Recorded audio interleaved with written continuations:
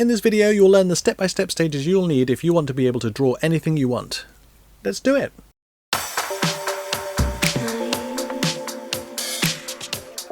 So being able to draw is a very useful skill to have whether you want to use it to make a living or not.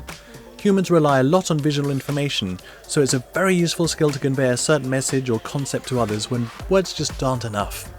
So all you need is a pencil, some printer paper, perhaps some props from around your house, my reference photos printed out from the description below, and a few moments to practice.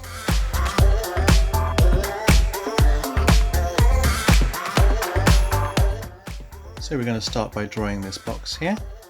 I have a piece of printer paper, pencil, printer paper taped to a piece of board, because if I were to draw it like this, it'll be elongated away from me, and I want it at 90 degrees to my face. So I've lifted it up here.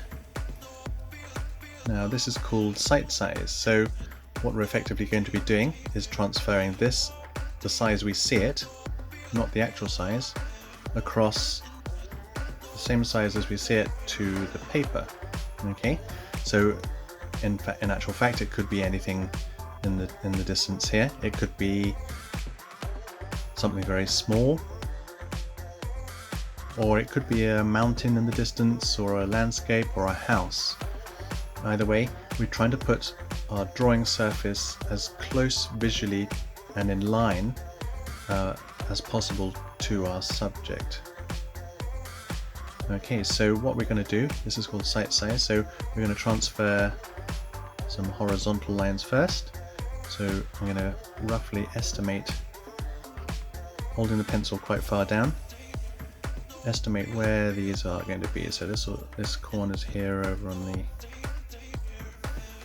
left, and the one below it.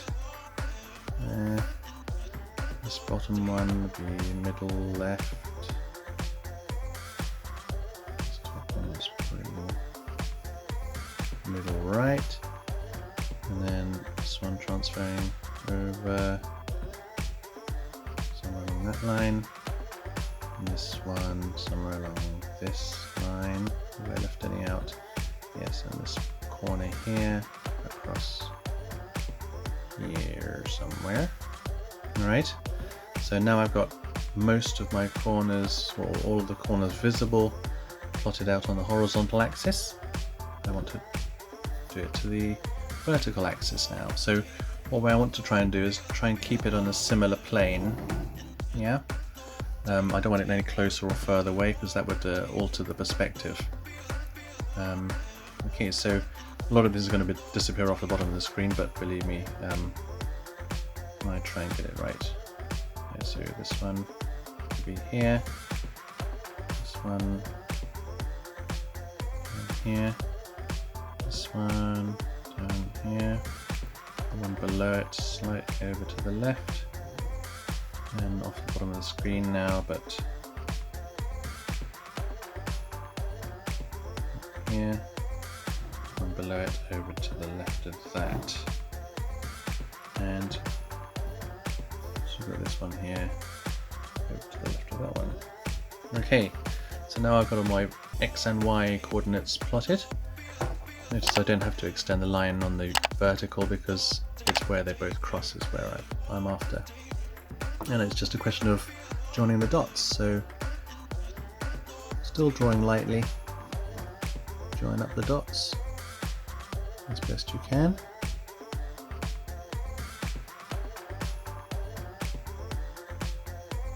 And I don't recommend using a ruler, because it's good practice to be able to draw straight lines as well. Alright, and you've got a little perspective happening here. Look, see, this is longer than this line, so it's disappearing into the distance a bit still, so that's working well.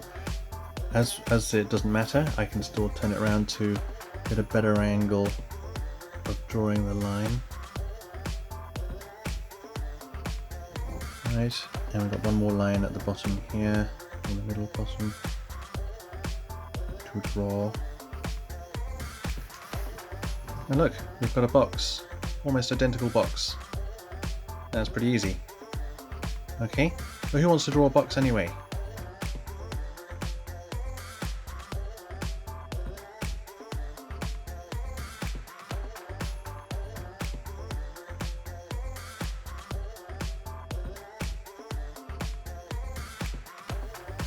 So I've sped up the footage of this second part just to save a little bit of time.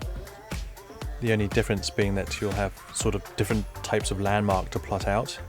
On curves, for example, you might plot the endpoints or the outermost parts of the curves. The closer you are to the paper is to the subject you're drawing, the closer your drawing will be to the actual size of the object. And so that's a limitation of this technique.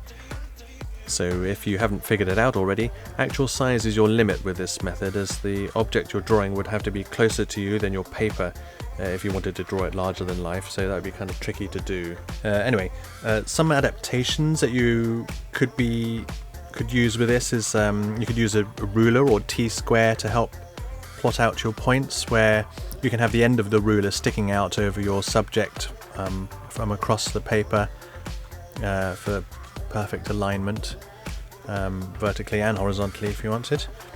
And if you don't have a ruler, you could use a piece of card or your pencil just to plot it across. That would also work quite well.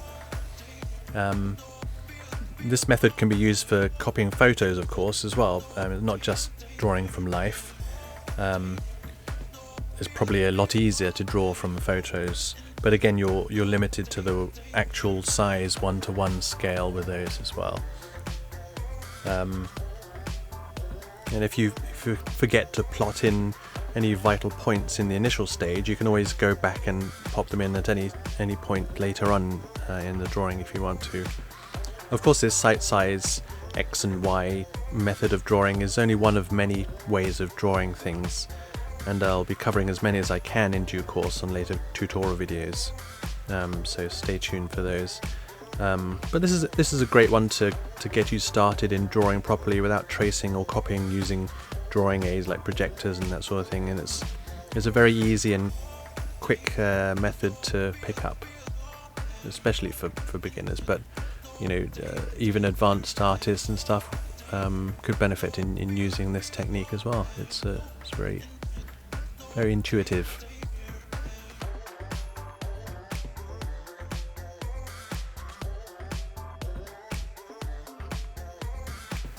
If you found this tutorial helpful, you might want to check out this video, or maybe have a look at this playlist. And if you haven't already, subscribe, so you don't miss out on any other videos. Good. I'll see you next video. Bye!